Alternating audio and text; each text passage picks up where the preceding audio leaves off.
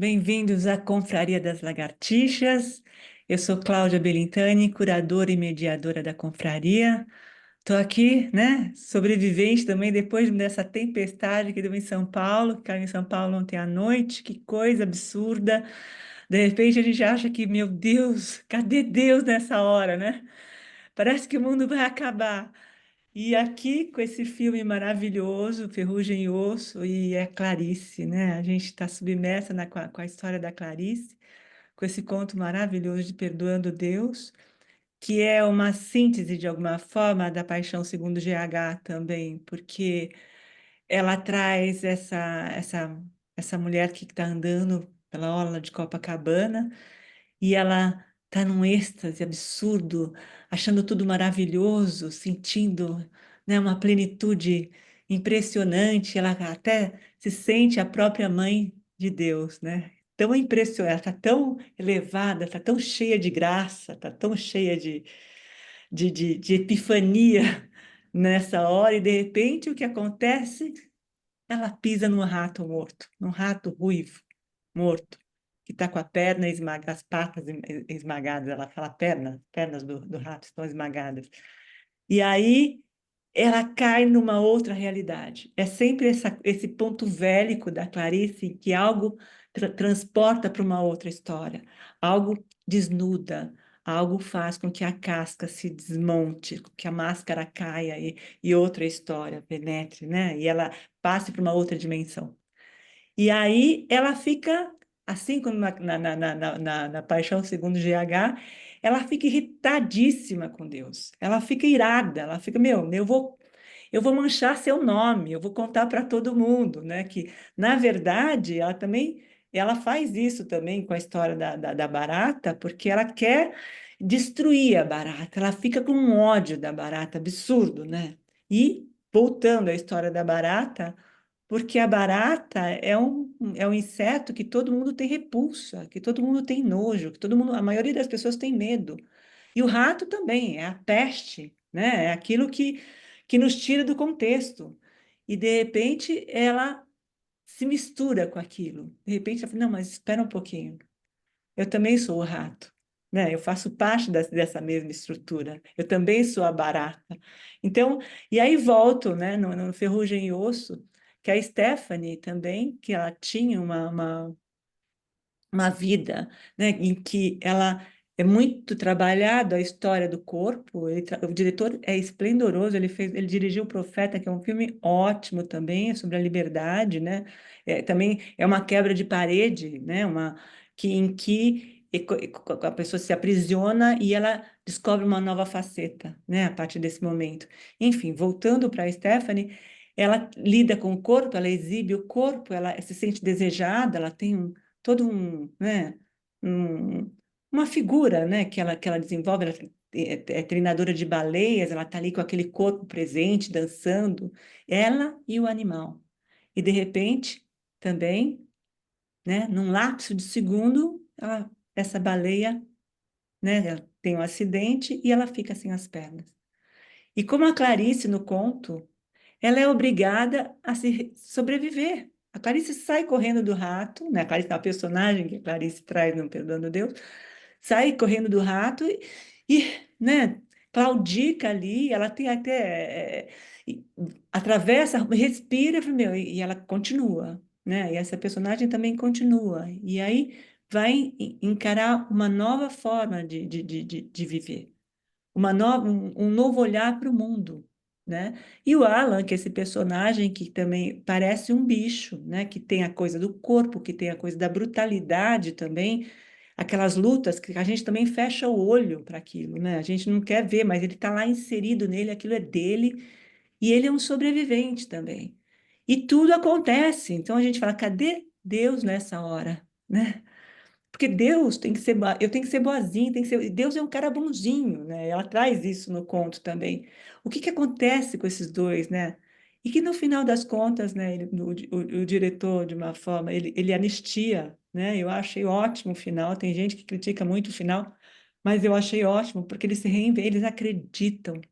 É o que a Clarice diz no final do conto também, né? Se eu não acreditar, ele não existe, né? Deus não existe. Preciso acreditar. E eles acreditam, e a coisa anda. E é isso que é lindo. Então, bem-vindos, boa tarde. Estou aqui para só falar rapidamente sobre todo ano. A gente atua junto com o Instituto Vencer o Câncer, então a gente adota o Outubro Rosa. Quem puder, né, fazer algum tipo de doação, tem o site, eu vou deixar no nosso site, tem lá a página do Instituto Vencer o Câncer, e é um trabalho super bacana, e vocês me ajudaram muito em outras épocas. Eu estou aqui porque eu acredito muito nesse trabalho, e, enfim, é uma forma da gente também poder se doar, tá? Quem puder ajudar, depois eu vou deixar o link no bate-papo, tá bom? Eu conto com vocês. E agora eu vou passar a palavra para a Carla, da Casa Frida. Bem-vinda, Carla. Boa Olá, tarde. boa tarde. Prazer estar aqui depois desse momento que todos enfrentamos, né, com essas condições climáticas tão severas, invadindo aí o mundo, um pouco como esse rato aqui do Perdoando Deus, que nos tira do eixo e que a gente fica sem saber o que fazer por essa invasão, né, dessa natureza tão violenta, né? Bom, eu queria dizer que esse conto Perdoando Deus é um conto é, que é muito, ele é muito denso, tem várias camadas, e a gente já tinha discutido esse conto na Casa Frida, em 2022, que era sobre se 2022 seria possível perdoar esse ano. A gente estava no final, no momento um pouco mais acalmando um pouco mais a pandemia, e também durante a pandemia nós todos, né, fomos invadidos por esse grande rato que nos tirou do eixo, né, por um longo período, e a gente foi se adaptando e pensando que Deus é esse, né, e que mundo que a gente vive e o que acreditar. E eu acho que a Clarice, ela traz, apesar de todas essas adversidades desse encontro com o horror, também ela tece essa esperança, né, de que é possível sim acreditar e vislumbrar um novo recomeço. E é um conto que é narrado na primeira pessoa, né, dessa mulher andando pela Avenida Copacabana distraidamente. E que depois ela se dá conta que, na verdade, ela não estava distraída, ela só estava com uma atenção sem esforço. E aí, de repente, ela se viu numa sensação muito rara de se sentir livre. Então, um pouco que a Cláudia estava contando, desse sentimento de plenitude, né, dessa personagem que está caminhando e se sentindo livre e tendo esse sentimento de amor por Deus, como se fosse mãe dele, né? Então, um sentimento materno. Então, a gente pensar, somos todos filhos aqui de uma mãe, e hoje é o Dia das Crianças, né? A gente está falando um pouco do infantil e o quanto infantil habita todos nós, né? Mesmo, né, sendo adultos ou não, como o infantil a gente carrega, né, a criança que nós fomos. E é muito interessante pensar nessa personagem que traz Deus um pouco nessa condição de filho, né? Não nós como filhos de Deus, mas ela sendo a mãe de Deus. E aí ela está com esse sentimento materno por ele, nessa plenitude e nesse sentimento raro de liberdade, quando ela se depara com esse rato ruivo, morto, na rua.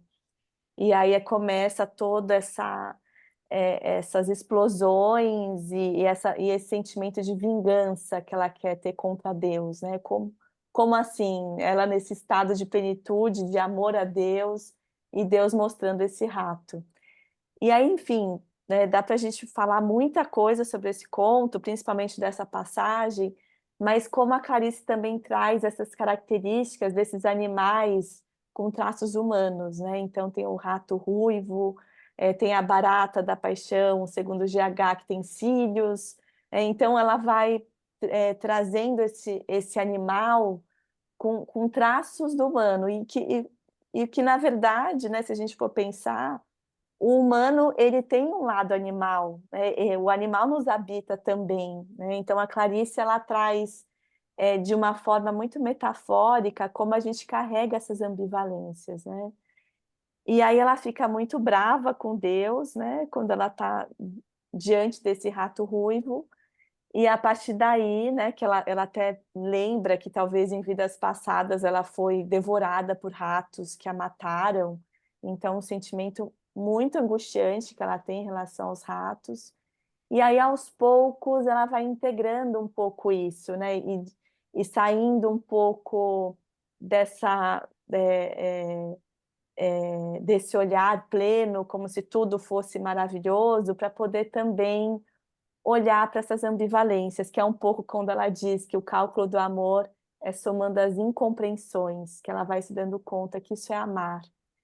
E acho que ele começa com uma questão muito religiosa, né, de um pouco do que acreditar, para depois trazer o que é amar, né? O que é o ato de amar alguém ou algo, ou um ideal, ou uma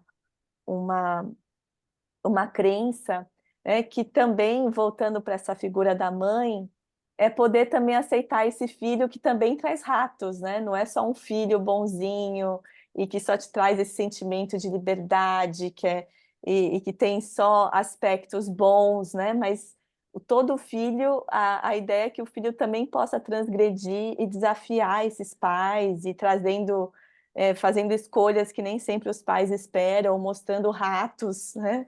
E estamos aqui todos nessa condição, né, também de filho, de certa forma, pensando um pouco nesse dia, pensando no infantil, e o quanto ela vai também integrando esses aspectos ambivalentes, que para ela amar, ela também precisa aceitar o rato.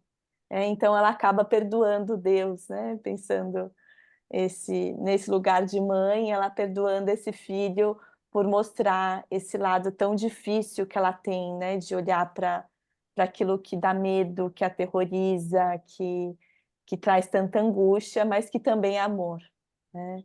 E aí, nesse sentido, acho que a escolha é muito boa que a Cláudia trouxe, né, com esse filme, Ferrugem e Osso, desse casal que é muito improvável, né, Alan e Stephanie, né, o nome dela, e que essa mulher que aparece de início muito sedutora, e ela gosta desse olhar, né, que ela provoca, o olhar dos homens para ela, da questão do desejo, e aí, de repente, por algo assim totalmente, um ato de horror que ela vive ali na profissão dela, que é tentando domar esses animais que na verdade não são domesticáveis, né? Se a gente pensar um pouco essa ambivalência também, o que é domesticável, o que não é, e essa baleia que acaba devorando, né, partes do corpo dela e deixando ela amputada das duas pernas. E a partir daí tem um reencontro dela com Alan, que é um personagem que parece que tem muita dificuldade para se vincular, então ele tem uma relação, a gente sabe muito pouco dele, parece que ele está fugindo ali no começo do filme com esse filho, numa condição muito precária, que não tem nem como alimentar esse filho, nessas cenas muito angustiantes do começo ali no metrô. E essa relação que ele vai estabelecendo com as pessoas, que é sempre muito frágil, né? Parece que ele tem sempre poucos recursos assim para lidar com situações mais difíceis, né? E esse menino que acaba sendo o sobrevivente na história, que é o filho dele, e o quanto esse casal que vai se formando nessa história, que é muito improvável, depois, né, pelo menos do meu ponto de vista, parece que ele traz vida para ela, né? Ele traz uma pulsão de vida para Stephanie, mesmo ela amputada, ele leva ela para o mar, ele leva ela para a vida, a questão da sensorialidade, dela sentir o próprio cheiro, e aí eles vão se integrando, né, numa relação em que parece que é tudo muito carnal, né? Ele não tem muito um vínculo com o outro que vá além do corpo, né? Então ele tem a questão da luta, do sexo como sexo, e aí ela traz essa questão, bom, se a gente for seguir juntos, a gente vai ter que ter um acordo aqui, a gente vai tentar, vamos ter que ser um pouco mais disciplinados para seguir com essa relação. E é muito bonito como eles vão também se complementando, apesar de tantas diferenças e tantas ambivalências assim, né, nesses dois personagens. E aí esse final desse reencontro que também traz uma esperança de que as relações elas são construídas, né? Apesar de muitas vezes ir embora, depois você volta de uma outra maneira para recomeçar também uma história que parecia até então perdida. Então, acho que é muito bem colocada essas semelhanças, né, entre vários outros aspectos, mas com um conto magnífico da Clarice, que é Perdoando Deus. Então, queria abrir aqui um pouco só os comentários para também escutar vocês, o que foi reverberando também na escuta de cada um, na leitura que cada um fez do conto, e agradecer também por estarmos juntos aqui mais um mês, lidando com todas essas ambivalências climáticas da natureza e perdoando, e seguimos perdoando. Obrigada.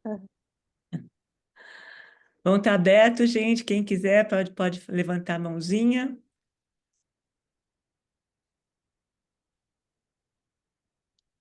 A palavra é de vocês agora.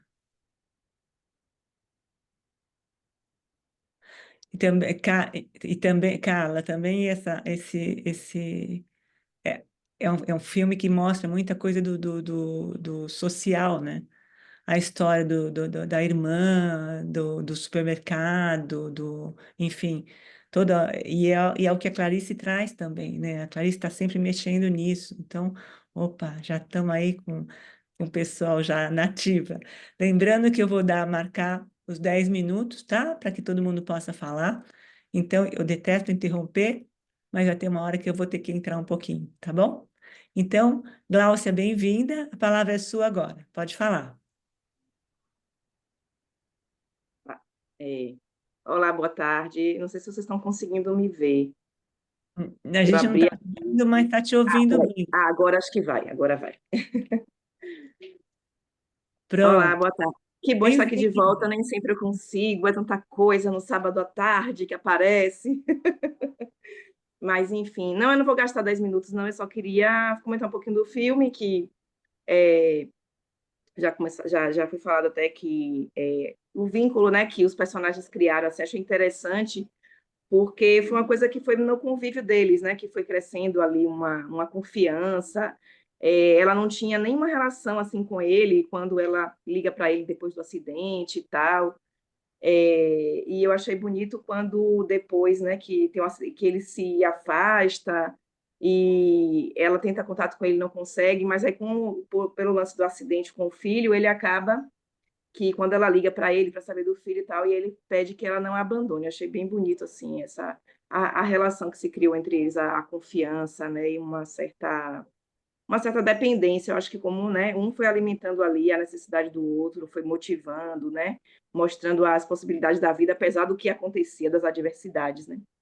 O conto, eu fiquei tão perplexa, ainda não sei, não digeri tudo do conto ainda, mas achei ele bem profundo mesmo. Algumas passagens eu grifei, achei bem marcantes. Essa coisa das incompreensões, né?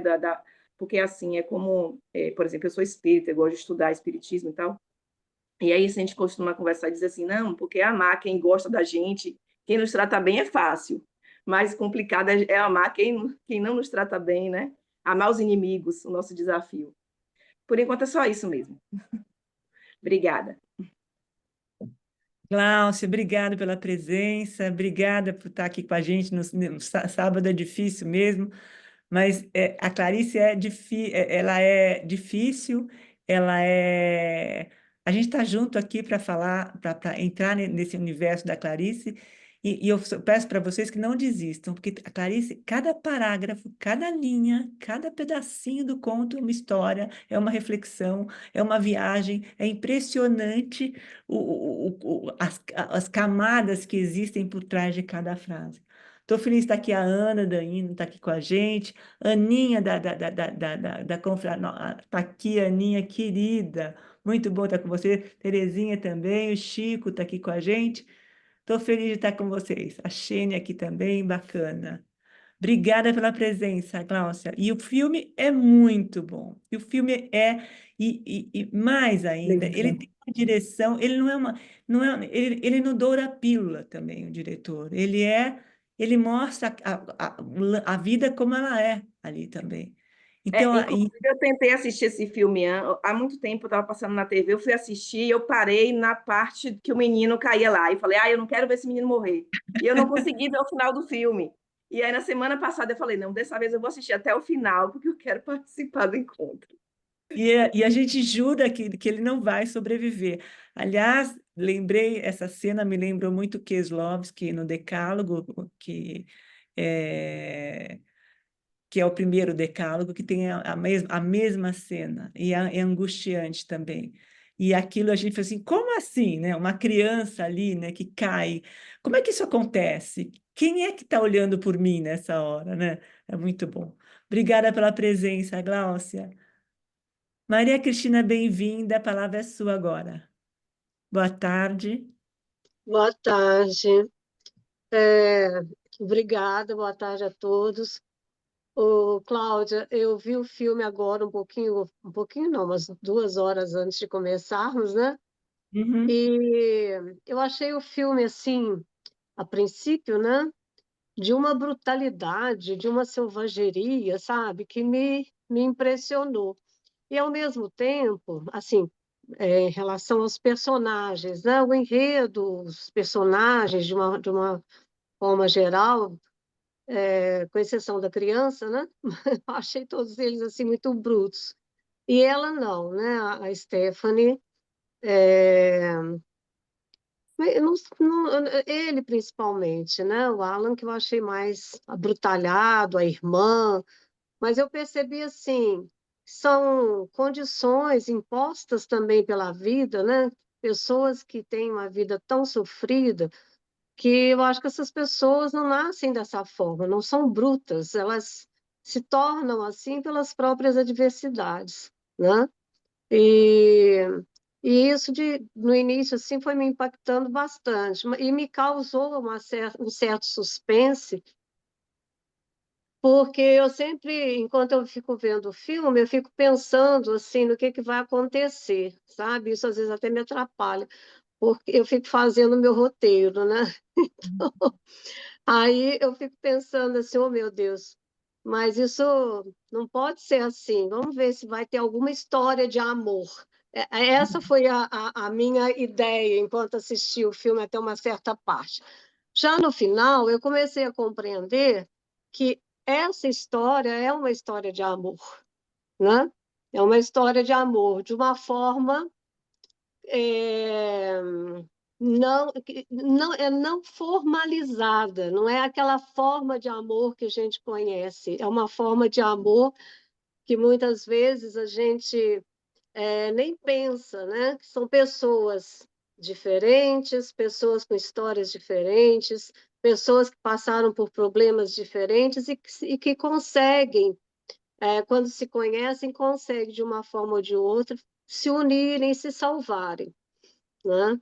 Então, foi isso assim o meu sentimento em relação ao filme. E quanto ao conto, nessa parte que a Clarice fala de que o amor, que ela achava que o amor nascia, mais ou menos isso, né, de duas compreensões, mas na verdade são de duas incompreensões.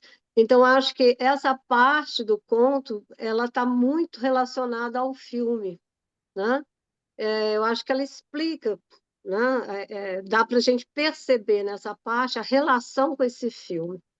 Então, eu gostei muito do filme, o conto maravilhoso, e, como sempre, né, tudo da Clarice tem que ser lido, relido milhares de vezes, né? É isso. Maria Cristina, boa tarde.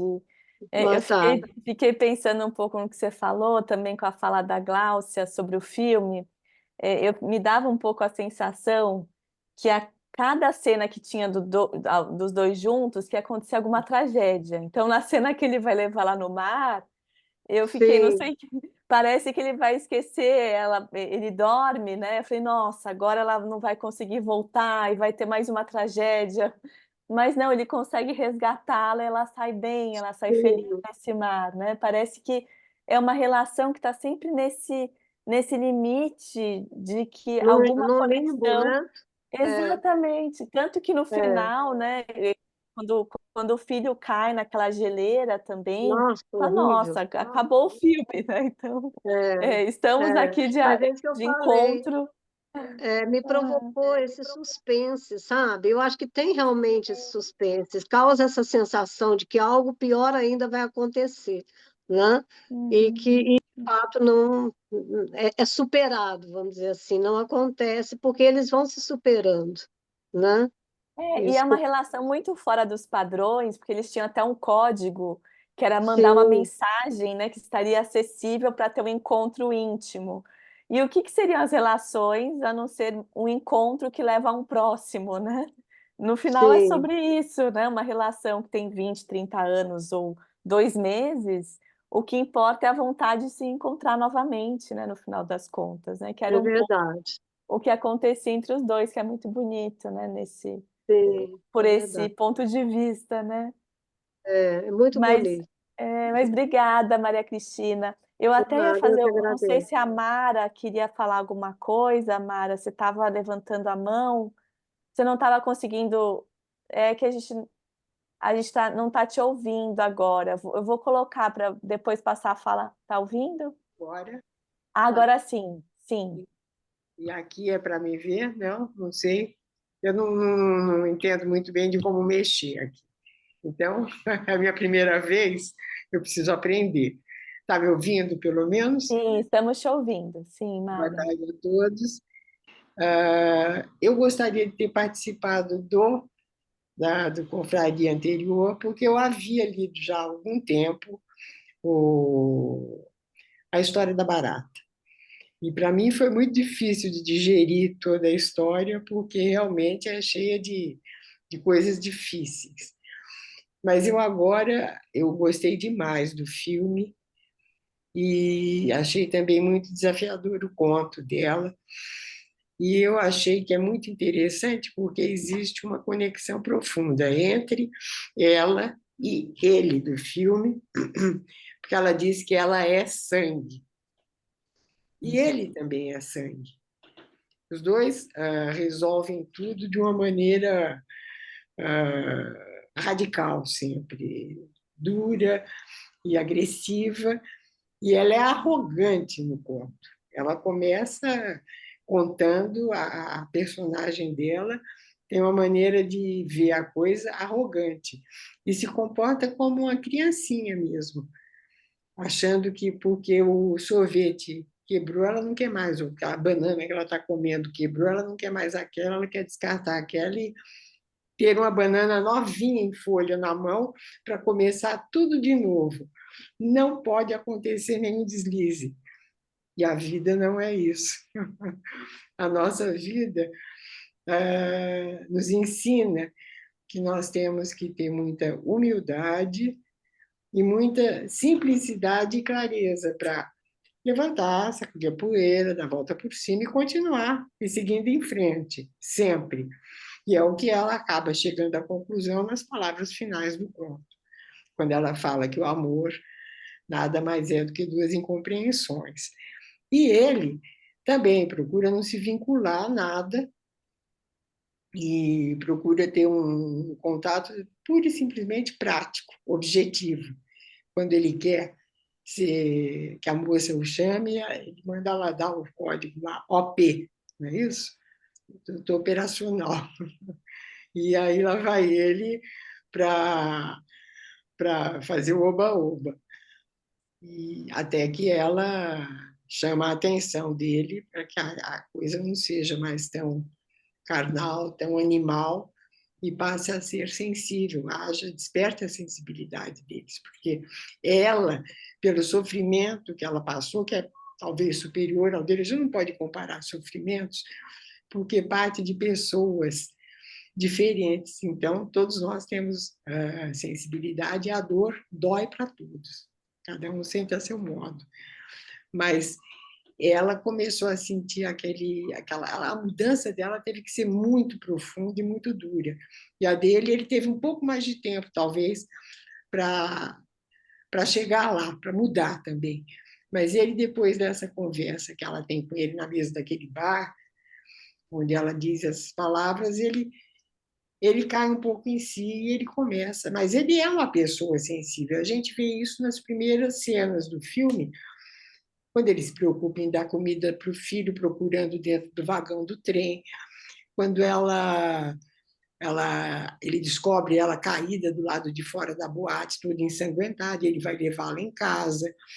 Ele tem uma atenção assim humana com ela, ele não é um bicho, ele é um ser humano. E ela também é uma moça que tem dentro de si muita sensibilidade, e isso tudo vem à tona quando ela sofre aquela brutalidade de perder as duas pernas.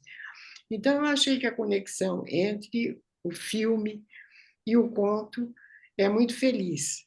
Eu gostei muito dos dois, e vou abreviar aqui, porque senão a gente fica falando o tempo todo, tem muita gente, acho que, para falar também. Eu agradeço. Boa tarde a todos. Eu vou continuar a escuta aqui. Mara, obrigada, bem-vinda. Que bom que você conseguiu entrar agora, conseguiu. O Zoom, daqui a pouco você aprende, você vai tirar de letra. Mas ele, o Alan é um personagem testosterona mesmo. O cara tem aquilo latente no corpo, na vida. E eu acho que uma outra coisa que me tocou muito em relação ao conto é que apesar dele amar o filho, tem horas que ele também odeia aquele filho. Tem uma cena terrível, que ele joga o filho longe, o menino vai bater a cabeça, e a gente fica assim, como assim, né? E aí, porque as coisas têm que ser todas encaixadas, bonitinhas, e as relações dos dois também eram completamente abertas, eles estavam ali, né, cada um numa história, e ela começa a entender que aquilo não vai deixar um buraco para ela. É muito bacana quando se estabelece um contrato, né? De alguma forma, as relações são pautadas por aquilo que se estabelece. Isso pode mudar, mas desde que se converse, né? Se chegue num acordo. E ela altera aquilo tudo. E eu tive também a mesma sensação, por exemplo, das lutas, em que quando ela ficou muito chocada, né? Ela olha para aquele corpo, né? E outra coisa, como eles se pegavam, né? Ela não deixava ele beijar ela na boca, e aquela coisa visceral daquela. E ela tentando entender se o corpo dela ia responder, quer dizer, não era. Ela também tinha um distanciamento do corpo e da entrega, né? Ele saía com todas as mulheres, enfim, e ela também não tinha essa coisa, né, desse envolvimento, e os dois acabam se envolvendo, né, em função dessas coisas todas que acontecem, e são cenas belíssimas. E uma outra coisa que a Clarice faz em relação ao rato, em relação à barata, ela tem uma cena linda da baleia, que ela volta para a baleia, né? Ela começa a introduzir aquilo dentro dela novamente, e ela se percebe junto, né? Não esquecendo aqui que a baleia está presa, está enclausurada também, está totalmente fora, está num lugar totalmente estranho, né? A natureza dela, né? Muito louco isso. Mas tem aquela reconciliação e ela se transporta também para aquele, Uhum. né? Elas refazem a relação. Obrigada. Obrigada, Mara, pela Eu que presença. agradeço a vocês. Eu que agradeço. Bem-vinda. Maria Augusta, boa tarde. Hoje a Leila não está aqui, nem a Ana Cristina, então você está na frente dela, Maria Augusta. Bem-vinda, bem-vinda. Uma boa tarde para vocês. Boa Eu vou tarde. tentar não me perder, porque já foi falado tanta coisa e eu vou ter que ir agora para não repetir. A Clarice, um dos aspectos mais interessantes da obra da Clarice Lispector, eu entendo que é ela falar da complexidade humana. E eu já vou tentar, conforme eu for falando, eu vou tentar também amarrar com o filme, porque o filme também trata da complexidade humana. porque esses personagens que se encontram, a Stephanie e o Alain, eles estão em épocas difíceis da vida. E os dois, de uma certa forma, eles se unem para tentar superar isso. Então, há um encontro do filme com o conto, que eu nem acho que é conto, eu acho que é uma crônica, mas como ele está aqui, eu vou tratar como conto. É muito interessante, e tanto a Cláudia como a Carla já exploraram isso. O conto começa com uma mulher, para não repetir como ela estava sentindo, eu vou dizer que eu entendi que ela está em estado de graça. E nesse estado de graça, ela se acha, ela se entende como a mãe de Deus. E é muito bonito quando ela diz, por puro carinho, eu me senti a mãe de Deus, que era a terra, o mundo, ou seja, que Deus, o qual era a terra e o mundo. E tem uma outra frase muito bonita que a Clarice diz que, e assim como meu carinho por um filho não o reduz, até o alarga. Em relação ao rato, eu pensei, o rato a gente associa aquela coisa do suja, uma coisa assim do esgoto. Então, o que eu entendi é que quando essa personagem vê o rato morto, ela que estava nesse estado de graça, ela passa a ver o mundo de uma outra forma. Ou seja, tem o lado vamos dizer assim, o lado cruel do mundo, o lado que não é muito bom. As adversidades que nós enfrentamos na vida, se não nós, outras pessoas. E é o que acontece também no filme, o que acontece com a Stephanie, o que acontece com o próprio Alain. E por falar no Alain, eu acho que o Alain ele é uma pessoa. Eu acho que ele tem um bom coração, mas ele é uma pessoa assim, rude. Eu acho que ele é rude, ele é um anti-herói. E que no final ele surpreende. Porque eu acho que ele adquire algumas qualidades do herói, ou melhor, ele se torna um herói. Né? Quando tem a cena que ele tem que salvar o filho, ele não mede esforços. Tanto é que uma coisa que ele tem que é muito precioso, que são as mãos, ele quebra as mãos, quebrando o gelo para poder salvar o filho. Quando essa personagem do conto, ela começa a julgar Deus, porque ela sai desse momento de paz para um momento de terror, após ver o rato. E ela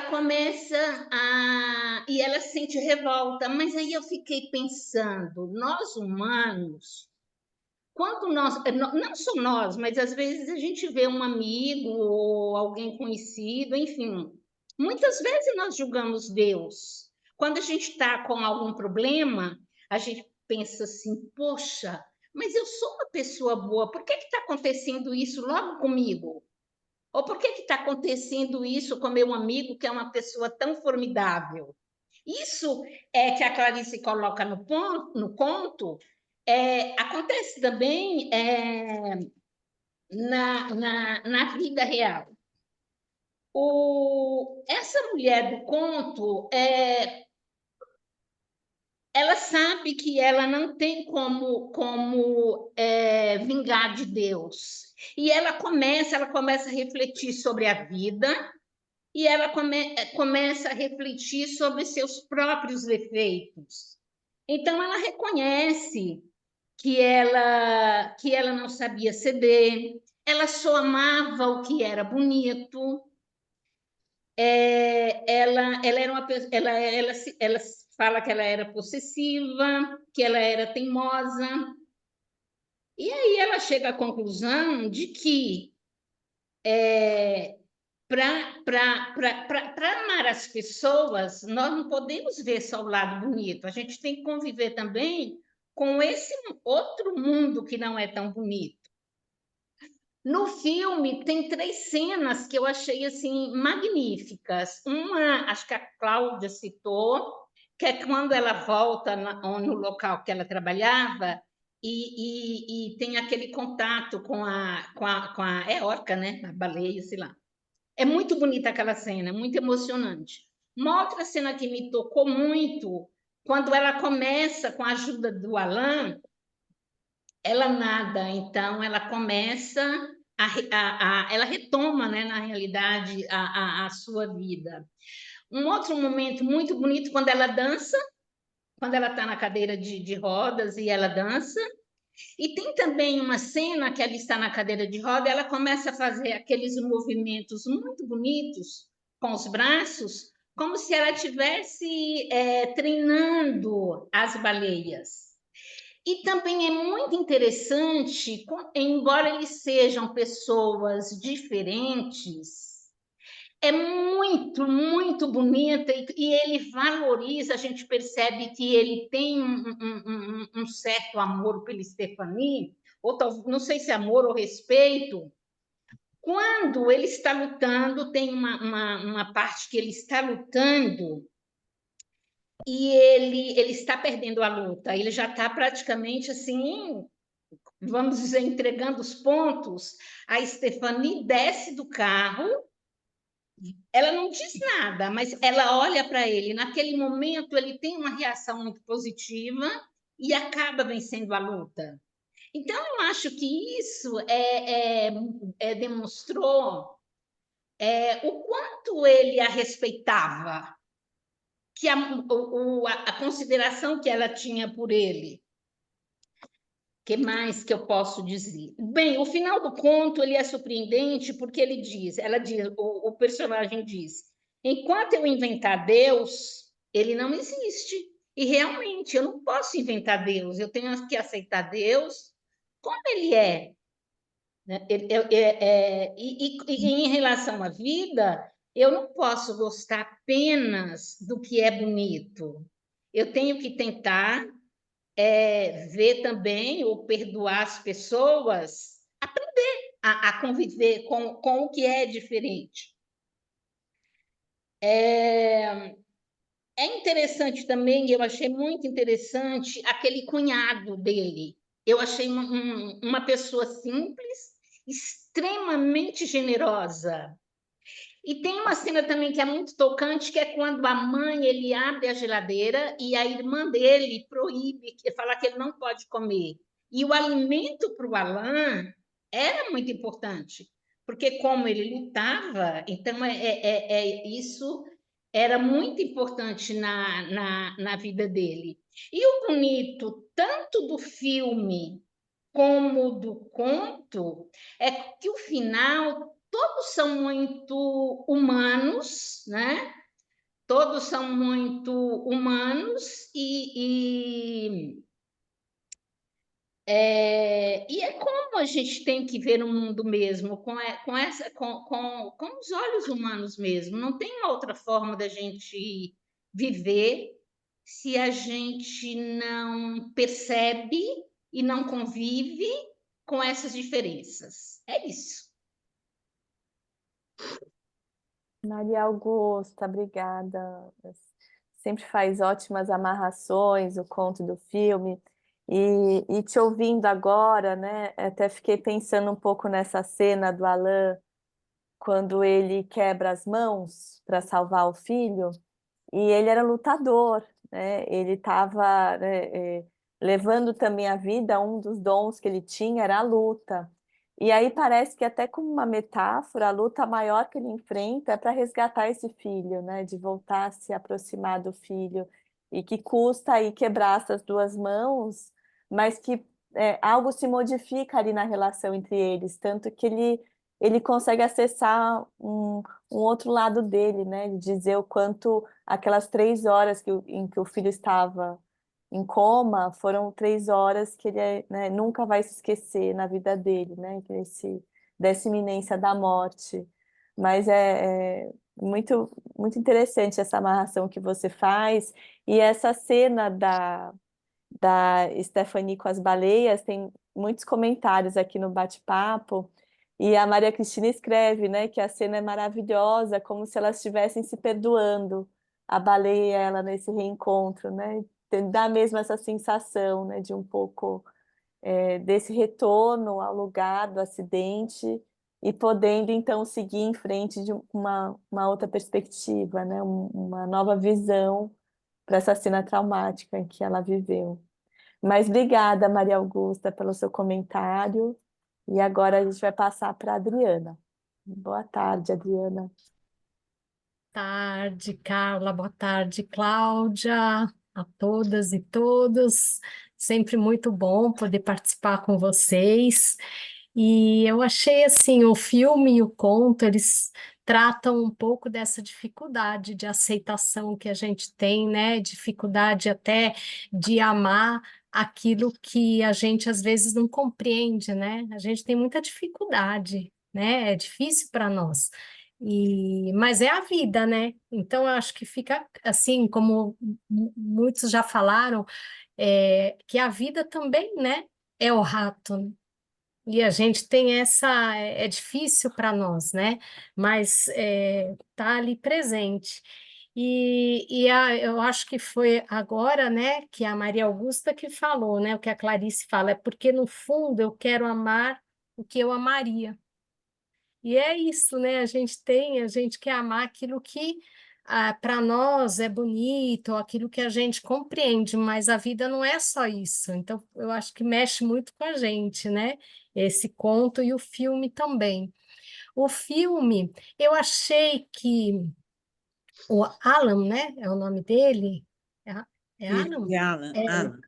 é, ele, assim, apesar da brutalidade, ele tem uma essência boa, assim, né? Então, por exemplo, a cena que para mim vira a chave dela, né? Na aceitação da condição dela, é aquela cena do mar, né? Quando ela entra no mar, quando é uma virada, assim, total, né? Na aceitação. E ele a leva até lá com muita naturalidade. Então, eu achei isso interessante, a forma como ele. Essa naturalidade que ele via, de certa forma, até na condição de corpo diferente que ela estava em relação à maior parte das pessoas, né? Ele agiu com muita naturalidade, isso é muito bonito e também é algo difícil, né, gente? Que muitas vezes a gente não consegue ter essa naturalidade verdadeira mediante o que é diferente. É uma outra dificuldade que a gente tem. Então, eu achei isso muito bonito, achei muito legal isso no que mostra dele, né? E eu acho que é aí que está a diferença. Então, é isso, gente. Obrigada.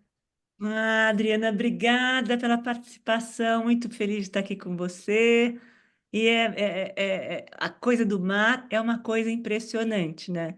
E a Clarice começa na história do mar, ela está lá mareada, está no meio do mar, está em Copacabana também, está aquilo dá aquela plenitude, né? Agora, essa cena é belíssima, porque ele faz com uma naturalidade absurda, ele pega, ela faz, e ela vê a desenvoltura, ele não olha para ela.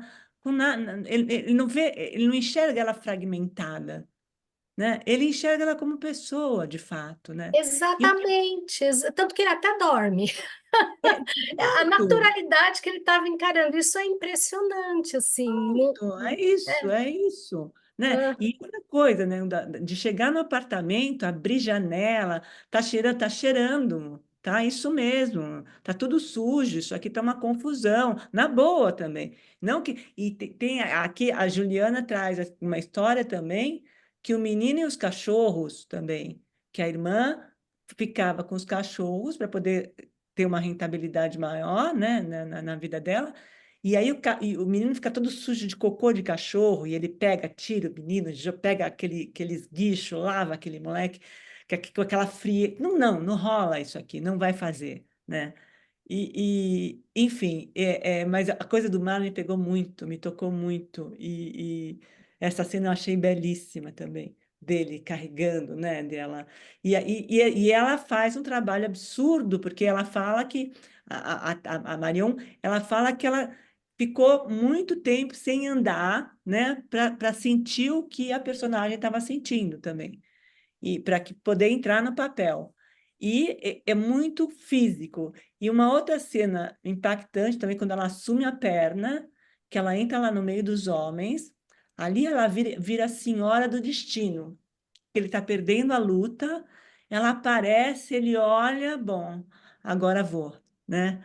Aquela força, aquela coisa impressionante dela, muito boa também. Ai, é linda. Eu não sabia que ela ficou então bastante Pô, tempo sem ficou um andar, tempo né? sem andar para poder entrar no personagem, para poder entender o que, que a personagem estava sentindo. E o diretor, né, fez um trabalho incrível, né, em relação à fotografia também. Tá muito bom o filme. E a música, que eu estou tão feliz que a Ana Cristina está aqui, está lá longe de mim. Verdade. Eu É, vi a Ana, eu falei, em breve ela vai falar da música. a música é maravilhosa, é linda, é tudo, né? Ele tá...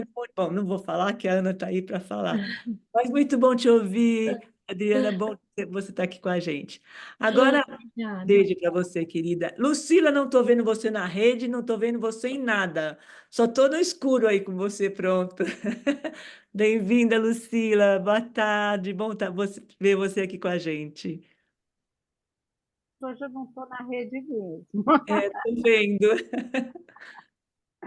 Então, olha, mais uma vez, você nos possibilita uma experiência de uma relação interpessoal incrível entre filme e conto.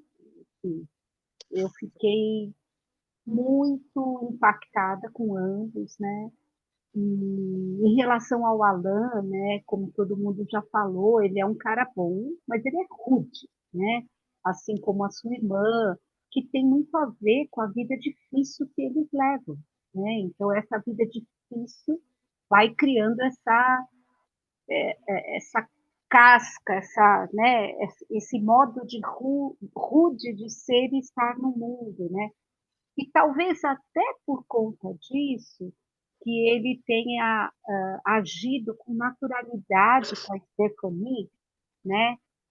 Depois que ela amputou a perna, sabe? Sem ter dó, sabe? Meio um pouco como a gente vê também nos Intocáveis, né? Que ele não tem dó, né? Então, alguém que vem de uma vida muito rude não se deixa bater tanto como nós, por exemplo, talvez, né? E aí ele, claro, lida, gosta dela, mas não tem esse lance de dó, né? É, e a questão do mar, né? No conto e no filme, quer dizer, a vida ela vem do mar, né? A vida vem da água, né? E no começo do conto, como uma colega que falou, ela está em estado de graça, né? Olhando, admirando aquele mar, e, e, e é justamente esse mesmo mar que traz uma pulsão de vida para a Stephanie, né? Depois que ela mergulha, depois que ela, enfim, depois dessa experiência de imersão no mar, né? Muito legal. Agora, o que eu gostei demais é de ver essa ambivalência de que trata tanto conto quanto filme, que é a questão da arrogância e da humildade, né? Então, tanto a Stephanie quanto a personagem do conto, elas se mostram muito arrogantes no começo, né? Uma se achando mãe de Deus, a outra achando que pode controlar aquele ser incrível que é a baleia, né? Então essa arrogância, essa coisa de eu posso, né? Só que aí vem a vida e dá um capote nas duas, né? E essa vida faz com que elas tenham que passar por um exercício de humildade, que elas se percebem como insignificantes em relação à magnitude da vida, se percebem nas suas fragilidades, né? Então, no conto, toda a questão da autocrítica que ela faz em relação à sua fragilidade emocional, psicológica, enfim, né? E no filme, a fragilidade física após a amputação das pernas, né? Então, essa questão dessa autorreflexão que a gente vê o tempo todo no conto da Clarice, que é sempre magnífica, né? Por isso que é a Clarice. Com relação a Alain e Stephanie, também é muito bonito ver como eles vão construindo a relação, que parte de um OP, de uma coisa bem sem nenhum compromisso, né? E que no final do filme traz ali uma cumplicidade, né? Ela ligando, ele falando, não desliga. E aí ela lhe abre o coração e fala, eu fiquei com muito medo de perder meu filho, ele ficou 3 horas em coma. Então, já havia ali uma cumplicidade entre os dois que ultrapassava em muito o tal do código OP, né? Em muito. Uhum. E a questão daquele momento da Stephanie com a baleia, eu achei muito legal, porque ela, naquele momento, é uma epifania, né? Então, ela percebe a baleia ali reclusa, prisioneira naquele ambiente, em face de tudo que ela poderia estar vivendo se estivesse no oceano, né? E, assim como ela, no começo, logo que ela é amputada, ela também se aprisiona naquele apartamento, não vê luz, não limpa, não nada. Precisou o Alain ir lá e dar essa mexida, né? E aí, pouco a pouco, ela vai se deixando arrebatar por essa pulsão de vida trazida pelo Alain. Então, assim, nossa, é lindo, é uma emoção, sabe?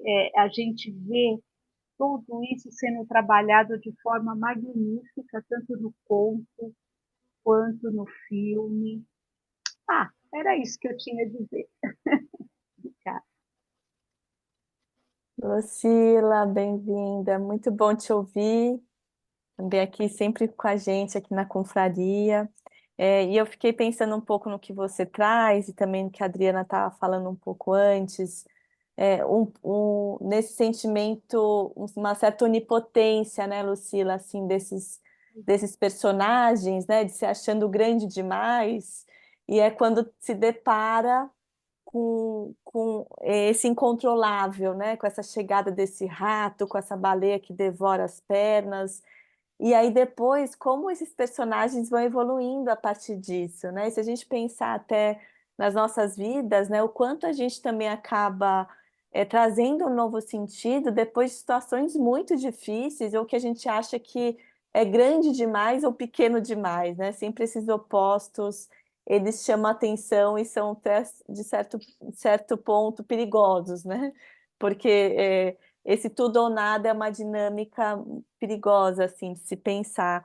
E aí eu fiquei também pensando um pouco no que você falou, desse vínculo, né, entre esses dois personagens do filme, que é por essa ligação, né, pelo telefone, mas que de fato existe uma conexão ali que é resgatada entre os dois, e que opera, né, pensando nesse operandos, né, nesse modo operandos desse código entre os dois, e me fez pensar também um pouco nesse lugar fálico também que o Alain oferecia para a Stephanie, que até já escreveram um pouco aqui, acho que a Gláucia comentou, né? Como ela também vai experimentando outros lugares, né? Ela se torna a representante dele na luta, ela chega lá com a bengala para ir negociar, ela escolhe o carro que vai levar ele. Ela, a princípio, ela acha aquilo tudo muito estranho. Por que você luta? Eu te dou o dinheiro. E ele fala que não é por isso que ele quer. Ele chama, né, essa brutalidade, né, esse Deus bruto, né, que a Clarice diz. Ele tem essa brutalidade nele, né? Ele precisa estar nesse embate dos corpos. e ela respeita, né? E ela tá bom, ela acaba acompanhando ele de um outro lugar, né? Tanto que ele também, quando via ela, abre a porta naquela cena que ele está quase morrendo numa luta, e aquilo também dá uma pulsão de vida para ele, né? Ele volta a lutar com força depois que ela aparece. Então, é como as relações têm mesmo essa dualidade, né? De que onde um entrega, o outro também recebe, e vice-versa, né? É um caminho de mão dupla, né? As relações. Então, eu queria te agradecer e achei muito interessante assim, isso que você traz também da onipotência. E obrigada, muito bom te ouvir, Lucila. Eu que agradeço a vocês, é uma delícia estar aqui. Beijo, passa a palavra. Obrigada, Lucila, obrigada. Ana Cristina Cunha, que delícia você estar aqui hoje. Tinha obrigação de estar aqui hoje. O fio, a música é maravilhosa. Bem-vinda, saudade de você. Olá, todo mundo. Vocês estão me ouvindo bem? Que eu estou aqui. Eu estou longe, longe. Eu estou no norte dos Estados Unidos, aqui no meio de um friozinho. Mas muito feliz, Cláudia, Carla, sempre uma alegria estar aqui. Bom, o filme é aquela estranheza que emociona, né? É interessante que no filme e no conto tem o Pondé fala muito da contingência, né? De repente a vida está fluindo, aí surge aquela contingência inesperada, né? Bom, eu tenho que dizer que o Ali, que é esse Matias Schonert, é uma figura extraordinária que flui testosterona para todos os poros, ele é maravilhoso. E a Marion, que sinergia entre os dois, uma coisa maravilhosa.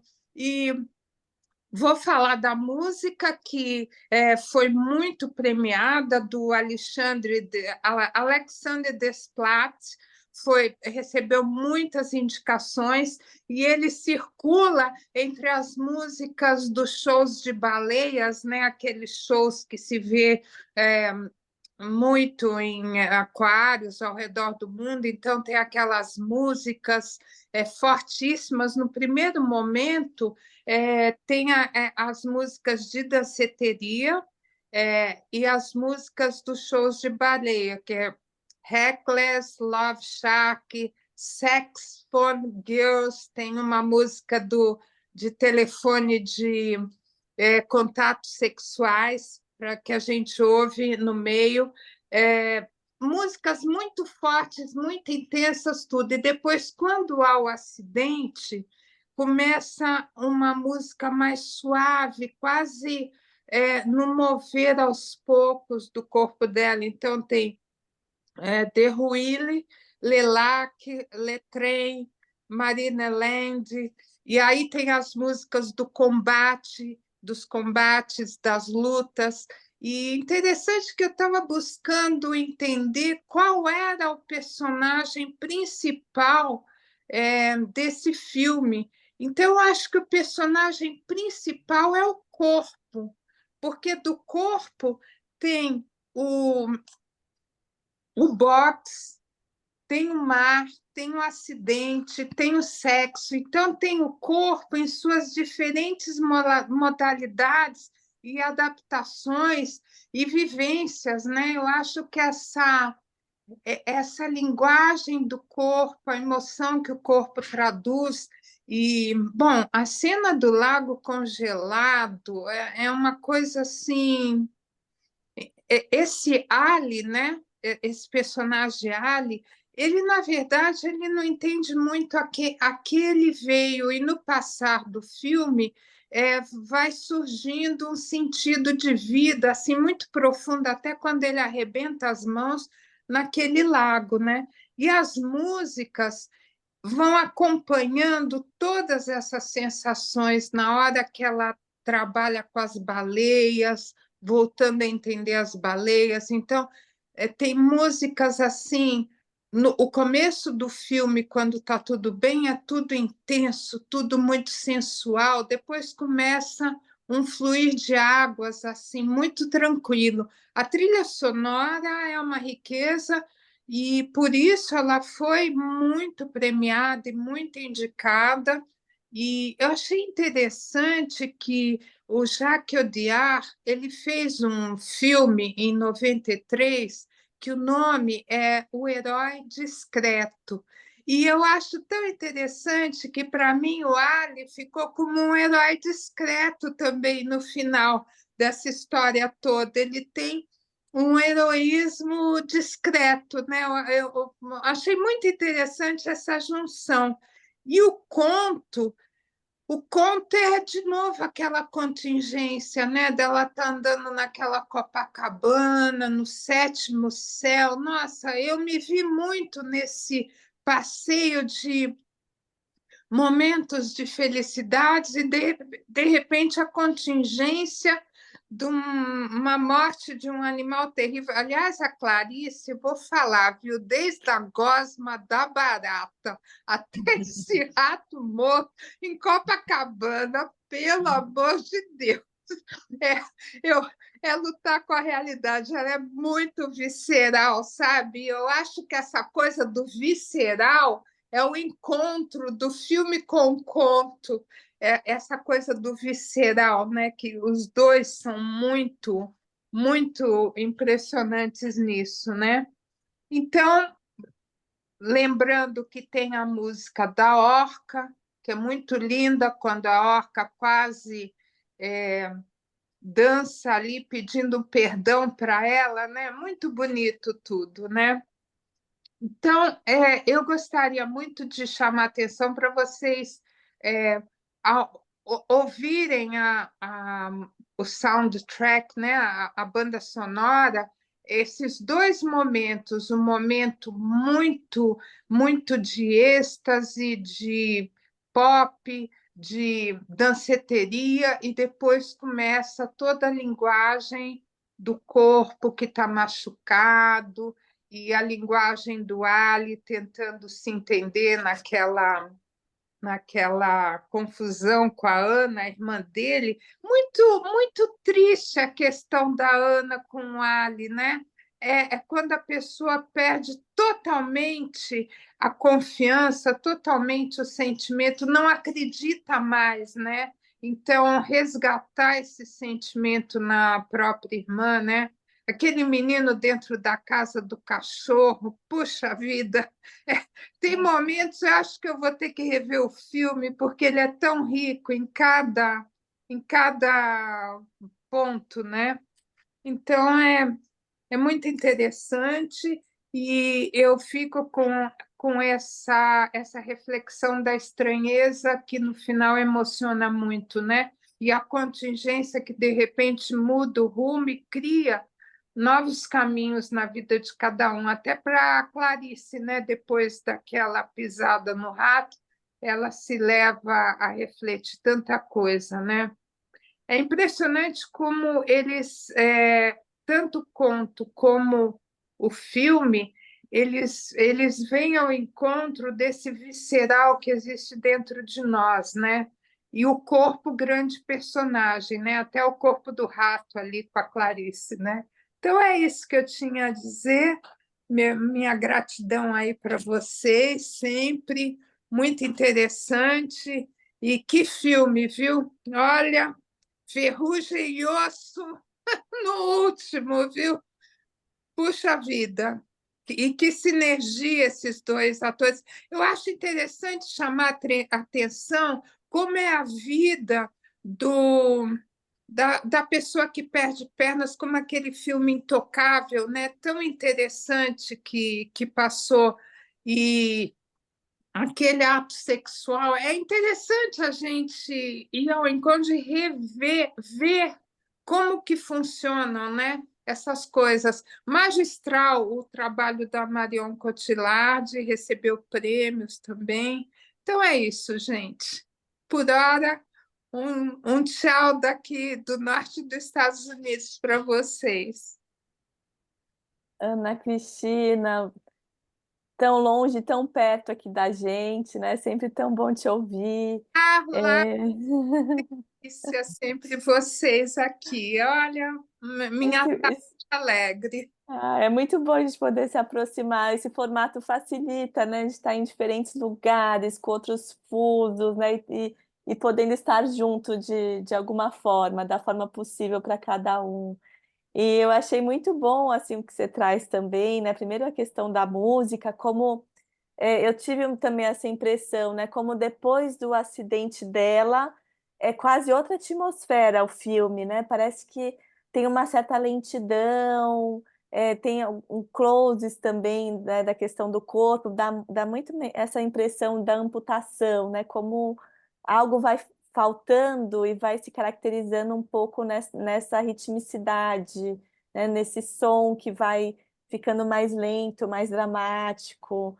E depois isso vai se alterando também no final. É muito bonito ver essa cadência, né, também É da uma música no filme. assim, sabe, uma forte quebra e aquela mansidão. Eu acho que o mar também é um grande protagonista, muito, nossa. É verdade. E o mar, né, não só a questão do mar, mas acho que você fala isso do corpo, né? Porque o mar também traz corpo para a personagem, né? Parece que ela vai sentindo o corpo depois que ela sai desse mar, né? Parece que ela volta para a vida ali depois desse mergulho no mar. É muito bonito. É Achei ela e muito. o mar, né, Carla? Ela e Ela. o mar. É isso. É muito linda essa ligação que ela tem com o mar, gente. E tem aqui, a Naliene também fala, a luta aparece, a princípio, de forma brutal, violenta e ligada à vaidade, e ao final a luta aparece como um esporte, boxe, uma visibilidade honrosa que traz uma ressignificação da luta pela vida. Bacana. O Adalberto tá aqui, o Adalberto vai ter que falar hoje, não tem como, tá? Esse cara é muito bom, ele dá um show, e aqui alguém confundiu o Adalberto com ele. Eu não consigo falar o sobrenome dele, mas o cara manda muito, muito, muito, muito. É Matias Schoenaerts. Ele é um belga. Ele é um É. belga. Eu fui atrás da biografia dele, porque é muito. Você Mas sabe, ele manda muito. E lembrando também que ele sai da Bélgica para ir para a França, né? Ele está lá, tá num deslocamento da vida, está de estrangeiro no lugar. E uma outra coisa que ninguém comentou ainda é aquela amiga dela que não sai de perto dela em momento algum. E como as relações interpessoais são importantes nessa hora, né? Ela acompanha o tempo todo, ela está junto, ela está no hospital. Você não vê a família, você vê a colega de trabalho dela acompanhando ela no processo de restabelecimento. e Também. depois os colegas a recebem muito calorosamente, né? É. Muito bacana. Enfim, o filme é impactante, o diretor é ótimo, assistam ao Profeta também. Esse que você falou, Ana, depois põe um link aqui para gente. Adalberto com champanhe. Eu não assisti, É o mas secreto.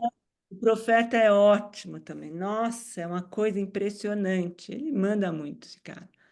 Enfim, agora, Ana Danino, bem-vinda, boa tarde. Bom estar com você também, Ana. A palavra é sua agora. Tem que ligar o som, Ana. Tá sem som. Eu falei que bom é estar com vocês. Eu que Ah, sinto bem. Olha, em primeiro lugar, eu fico assim impressionada como é que a Cláudia consegue encontrar assim, um filme que conversa, como se diz hoje em dia, tão bem com o conto, né? Isso é muita leitura, é muita observação e muita sensibilidade. Eu vou fazer aqui uma colcha de retalhos, porque tanta coisa já foi dita, e eu vou falar sobre umas coisas pequeninhas, não essas cenas principais que já foram bastante comentadas.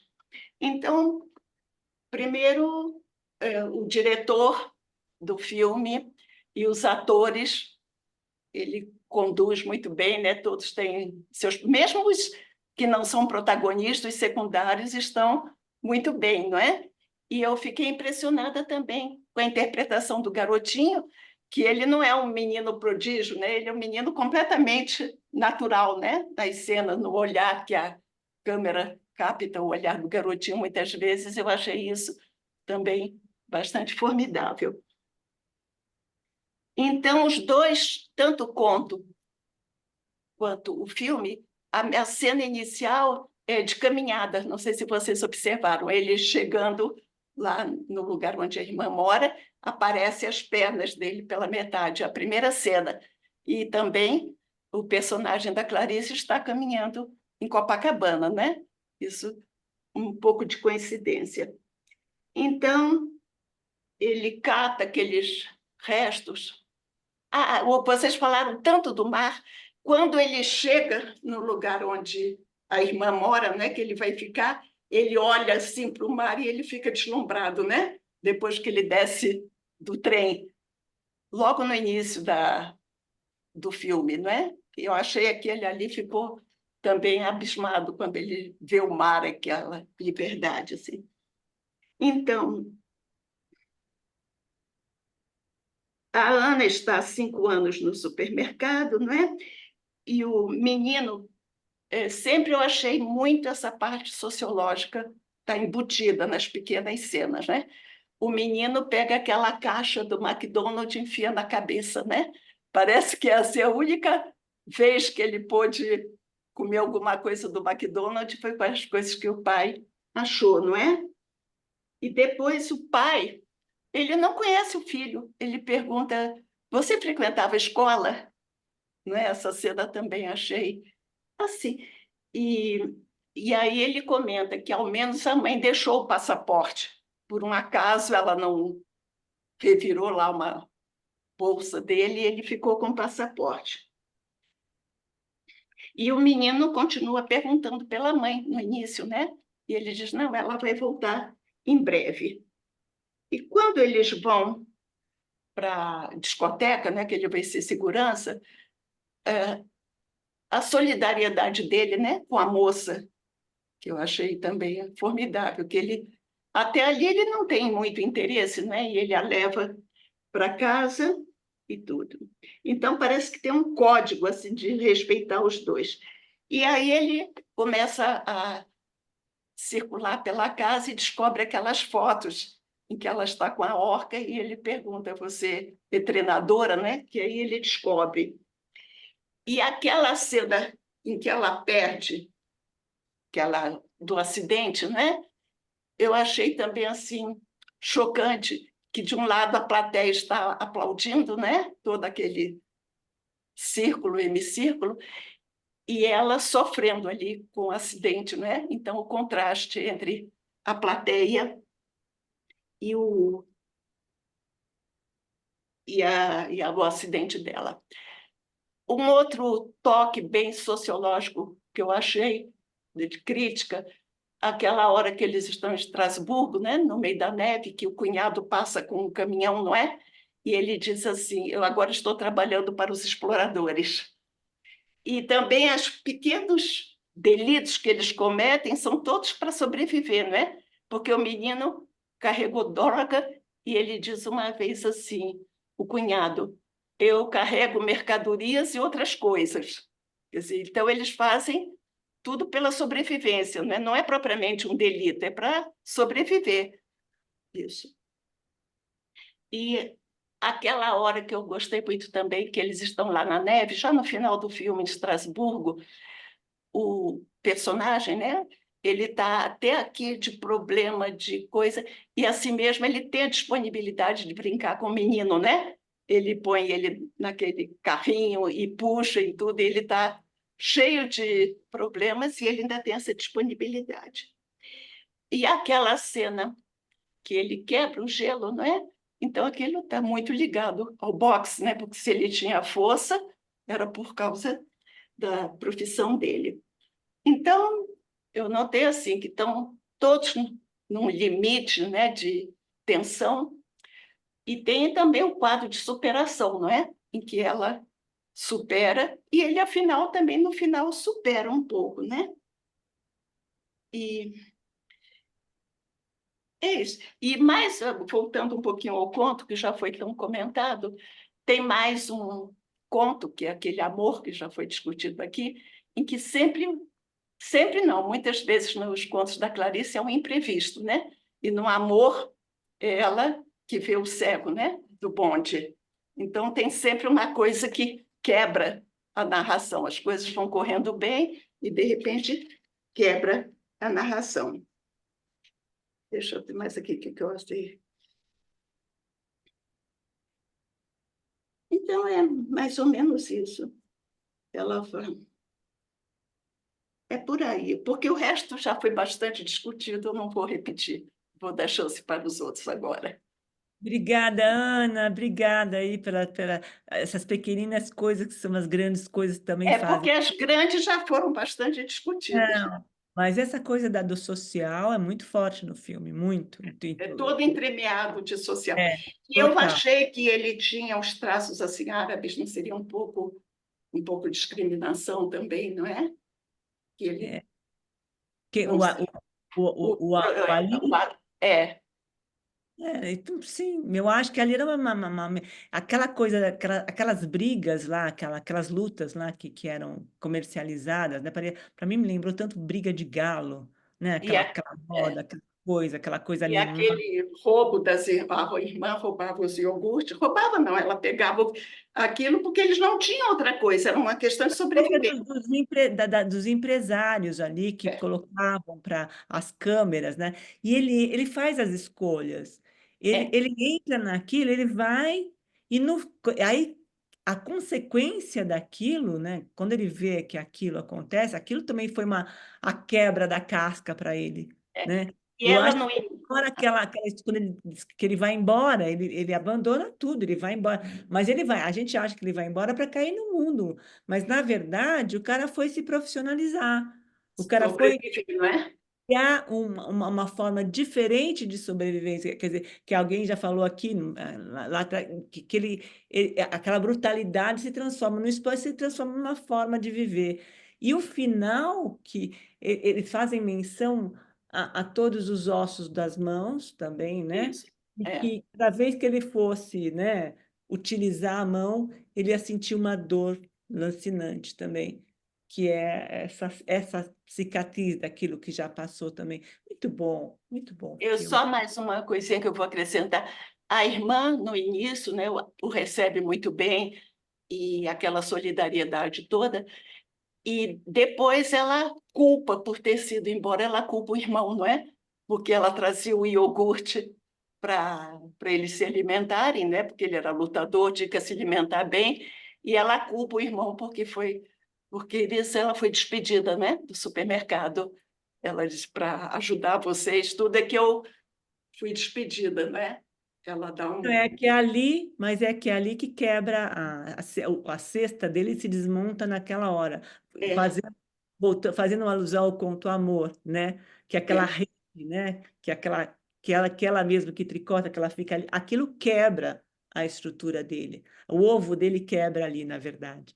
Mas, Ana, obrigada pela presença, obrigada, muito bom te ouvir, muito feliz de você estar aqui com a gente, também que você entra a fundo nos processos. Te admiro pra caramba nesse sentido também. Obrigada, viu? Eu é que te admiro, como é que você conversa tanto o filme com... Não, mas é uma coisa que vai. É muita paixão. Eu adoro, é muita paixão. Paixão segundo Cláudia. É um estímulo, né? Todo mundo junto nesse processo. Eu acho que cinema e literatura, eu acho que tem tudo a ver isso transforma a vida da gente. Falando nisso, a Casa Frida tem o próximo encontro, né, Carla? Você quer falar que é da obra da Clarice, a discussão da Casa Frida? Você quer Com falar Benson, né? A biografia da Clarice, escrita pelo Benson. sobre isso, por favor? Sim, vai ser no dia 31 de outubro. Nós vamos começar a leitura da biografia da Clarice, do Benjamin Moser. Quem quiser participar, estão todos convidados e bem-vindos. Eu vou colocar o link aqui no bate-papo para a gente conhecer um pouco mais dos bastidores da vida da Clarice. Então, estamos bem animados aí com essa leitura em conjunto. Obrigada. E é um trabalho da Casa Frida, né? Que está aqui, que acompanha a gente aqui na confraria, e a gente está sempre junto, é muito bom poder ter esse respaldo todo da área da psicanálise que a Carla traz para a gente, e é um suporte bem bacana, né? E então vale a pena, e tem o link aqui, e na nossa página também, no site, para quem quiser participar, tem no cabeçalho, também tem como entrar por ali, né, no link da Casa Frida, por ali também. Obrigada, Carla. Esse é o próximo encontro, né, de todos os encontros que a gente promove, que esse é o da Casa Frida. Obrigada, Carla. Evian, boa tarde, a palavra é sua agora, bem. Bem-vinda. Obrigada.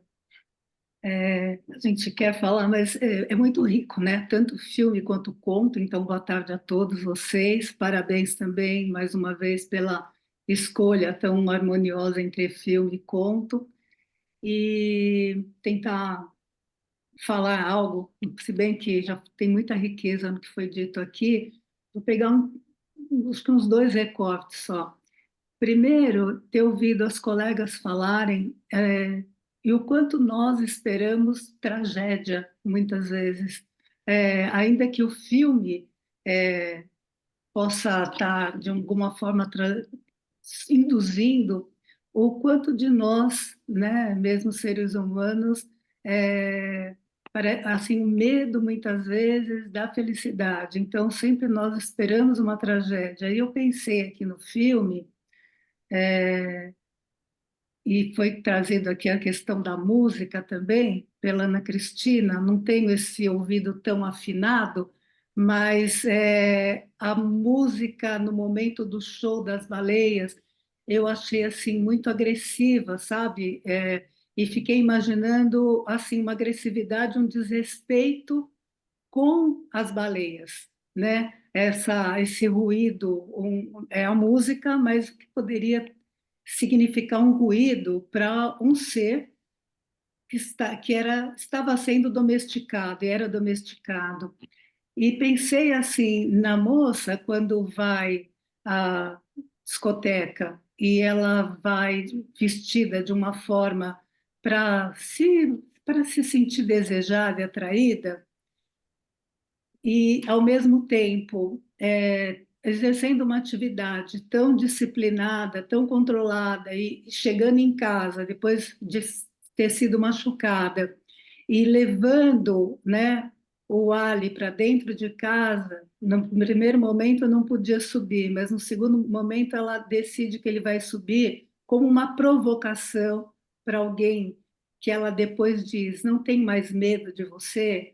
De que maneira também a mulher, eu digo aqui a mulher, e não estou nem querendo me referir a nenhum movimento woke, nem nada, eu estou falando no sentido mesmo, às vezes, cultural, né? Como diz o Ali, você parece estar vestida como uma puta. Então, assim, de que maneira a domesticação ela pode trazer uma castração e ela pode trazer uma resposta. Ana Domani falou aqui, né? A princípio ia falar de algumas coisas pequenas, eu não achei tudo muito interessante também, quando a gente pensa no cunhado que diz que agora trabalha para o explorador, que está com um caminhão mais bonito. Então, de que maneira, às vezes, as pessoas ficam fadadas ao papel delas ou que elas acham que a vida pode oferecer, sem entrar em contato com elas mesmas, que poderia ser entrar em contato com esse rato, entrar em contato com esse mundo, né, que a Clarice fala que também é rato, para que uma transformação possa ocorrer. E nesse sentido, eu penso que as personagens principais, né, a Stephanie e o Ali, eles acabam entrando em contato com esse mundo que é rato, e no sentido assim de precisarem morrer para vivenciar a própria morte, para poderem se perdoar e conseguir ter uma aproximação com o outro e viver um mundo que não seja só aquele mundo que deva ser aquele mundo que ele é. Então, Clarice, quando diz, né, e assim, entre aspas, só um instantinho, vou ter que pegar aqui. Desculpa, a minha cachorrinha hoje foi muito picada e ela ficou muito doente, tive que enfaixar e ela está pedindo colo. Então, quando ela diz assim, eu sei que nunca poderei pegar num rato sem morrer de minha própria morte, eu penso que é isso, a gente conseguir transpor alguns papéis que ou a vida, ou a família, ou a gente mesmo numa acomodação assume para nós, né? E para poder superar isso, precisa realmente morrer alguma coisa que existe ali para que uma nova vida renasça. Então é isso. Obrigada. Vivian, obrigada pela sua fala. Melhoras para sua cachorrinha. É muito bom ver, né, esse cuidado também do toque, né? Que nem sempre é só pegar o rato na mão, mas você pode pegar uma cachorrinha, algo que você gosta e conforta. Mas o quanto o rato ele está no dia a dia, né? O quanto o rato ele faz parte mesmo do nosso cotidiano, né? E não escapa a nenhum de nós, né? E aí eu fiquei pensando até um pouco nessa, você fala uma citação da Clarice, e tem também uma frase anterior que ela diz, é porque só poderei ser mãe das coisas quando puder pegar um rato na mão. E é um pouco, acho que o que o filme escancara, né? Esses personagens vão pegando na mão essas ambivalências da vida. Uma hora você está de um lado, depois você muda para o lado oposto, aí você escancara essas questões da desigualdade social, mas você continua ali lutando e tentando sobreviver para renascer depois de alguma forma, né? Então é muito interessante essa morte como um renascimento também que você traz, né, Bia? Então, muito bom te escutar. Obrigada pela sua contribuição. Sônia, a palavra é sua agora. Bem-vinda, Sônia. Oi, boa tarde. Tarde, bem-vinda. Já muita coisa falada, vou procurar não ser repetitiva, tá? Mas o início do conto me remeteu à personagem Ana, do nosso conto anterior, porque a Ana andando, ela acaba se sentando num banco onde os galhos cobrem o atalho. E ali ela se sente, ela adormecia dentro de si. E aí, quando ela se lembra das crianças, ela volta à vida. Então, esse adormecer dentro de si me remeteu a essa personagem, porque o conto de hoje, ela anda livre. E a sensação que eu tive é de que a vida estava muito leve, né? Apesar de ela dizer ali que não era totalmente estar desligada da vida, mas é como se ela conseguisse conduzir a própria vida. E aí, sem que ela esperasse, ela pisa num rato. E interessante que a Clarice diz: a vida é rato.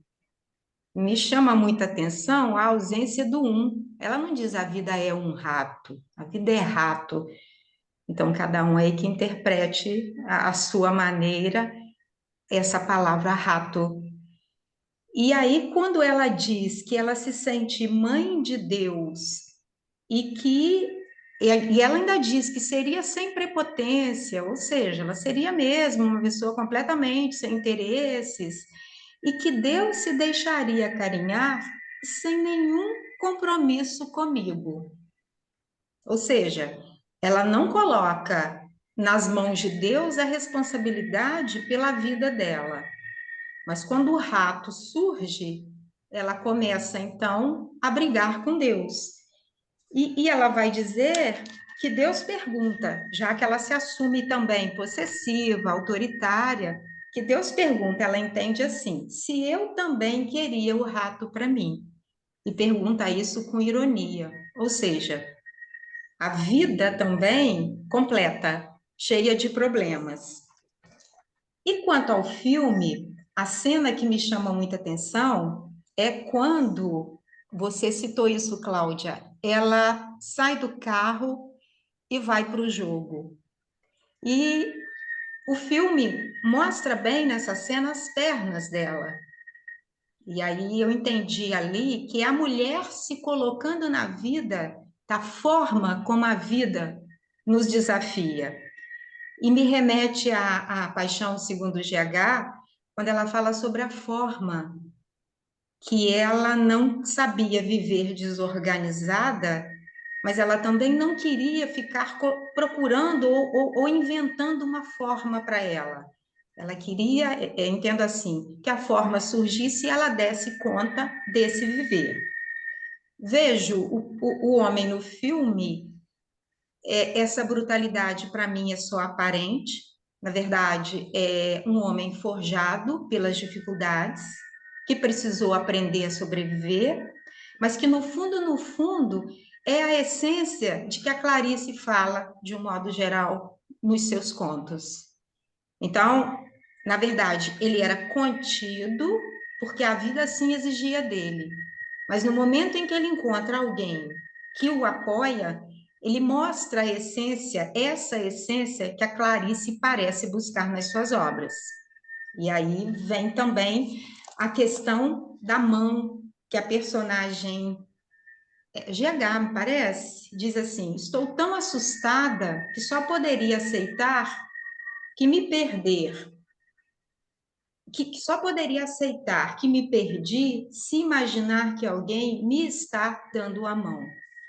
Então, esses opostos que se atraem no filme, na verdade, eles concretizam esse apoio que a Clarice apresenta nas obras. E a parte final eu entendo como um agradecimento. Ela volta e agradece por ter vivido tudo aquilo e por voltar à vida como uma outra mulher. É isso.